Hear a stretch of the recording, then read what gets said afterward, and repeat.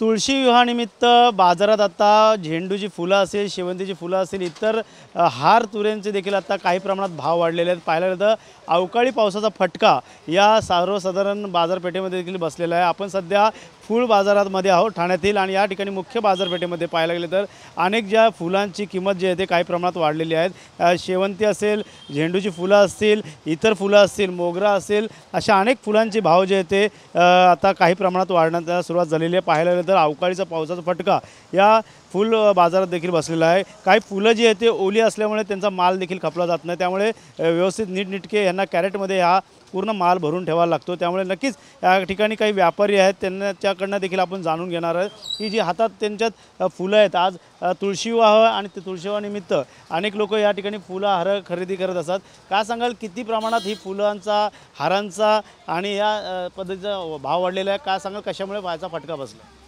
भाव काय जास्त कमी नाही, कमी आहे। ते 40 वाले हार आहे, गोंडा 80 50 आहे, 30 पण किलो आहे, 20 रुपये पण किलो आहे, शेवंती 50 60 आहे, 100 आहे। मोगऱ्याचा भाव जास्त वाढला? मोगऱ्याचा भाव जास्त आहे, 800 रुपये किलो आहे। 800 रुपये किलो। नक्कीच मोगऱ्याचा भाव 800 रुपये किलो आहेत। ही जी फुलं आहेत ती काही प्रमाणात आहेत, ती भिजलेली आहेत, तर काही प्रमाणात चांगली आहेत। जी चांगली फुलं आहेत त्यांना आता त्याप्रमाणे विकावे लागतात। काही फुलं जे ते परत पुन्हा फेकून द्यावं लागतात, त्यामुळे त्याचा फटका जो होतो या साधारण काही ग्राहक आहेत, ग्राहकांनी देखील फुलं खरेदी केलेली आहेत। भाऊ, कसे फुलं तुम्ही खरेदी करण्यात आलेली आहे? पाहायला गेलं तर पावसाचा फटका देखील या फुलांवरती बसला आहे। आज फुलं आम्ही आता मिक्स घेतलेली आहेत, पाव किलो फुलं घेतलेली आहेत। एरवी आम्ही अर्धा किलो फुलं घ्यायचो घरी देवपूजेला, पण आता महागाईमुळे आम्ही आता पाव किलोच घेऊ शकतो आहे।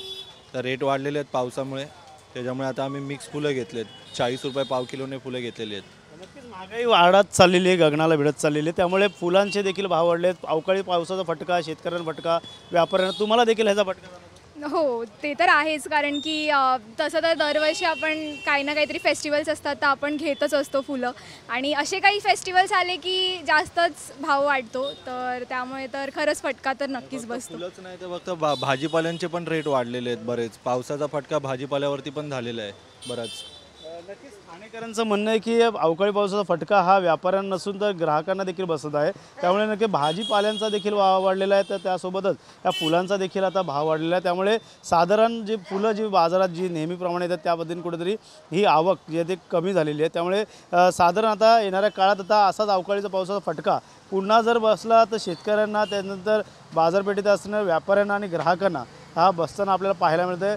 मोठ्या प्रमाणात जे ते हार तुरे, मोठ्या प्रमाणात हार देखील लावण्यात आलेले आहेत, त्यांच्या देखील आता त्या ठिकाणी साधारण जे ते किमती जे ते वाढ झालेली आहे, त्यामुळे नक्कीच पावसाचा फटका या ग्राहकांना देखील आपल्याला बसताना पाहायला मिळतं आहे। त्यामुळे अवकाळी पाऊस आता जसजसा कमी होईल त्यामुळे कुठंतरी शेतकऱ्यांना देखील त्याचा फायदा होईल। बाजारात देखील फुलं जे आहे ते बाजारात येतात, त्यांचा देखील विक्री मोठ्या प्रमाणात होईल। त्यामुळे नक्कीच तुळशी विवाहानिमित्त अनेक लोक जे आहेत ते या बाजारात येत असतात, आणि तुळशी विवाहानिमित्त आज अनेक लोक फुलं खरेदी करताना आपल्याला पाहायला मिळत आहे। त्यामुळे अथर्वसह गणेश सुरा, TV9 मराठी, ठाणे।